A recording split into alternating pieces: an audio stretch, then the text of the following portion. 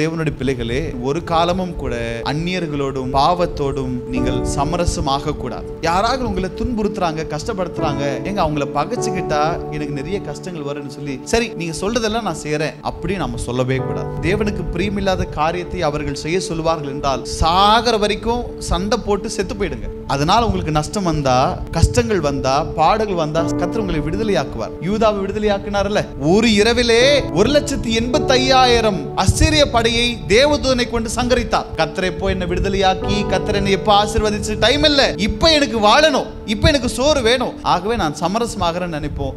இந்த சமரசம் தான் நமக்கு ஆபத்தை கொண்டு வரும் என்று புரிந்து கொள்ளும். பணத்துக்காக, வேலைக்காக, ஒரு அந்தஸ்துக்காக, குடும்ப பின்னணிக்காக, எதுக்காக கூட பாவத்தோடும் அக்கிரமத்தோடும் நீங்கள் சமரசமாகவே கூடாது. நீங்கள் சமரசமாகாமல் உங்கள் வைராகியத்தில் நின்னா கர்த்தர் உங்களுக்காக யுத்தம் செய்வார். ஆனா சமரசமான பிரச்சனைகள் கூடும். உங்களை யாருமே மதிக்காதபடி அந்த பாவம் உங்களை கொண்டு வந்து நிறுத்தும் என்பதை புரிந்து கொள்ளுங்கள்.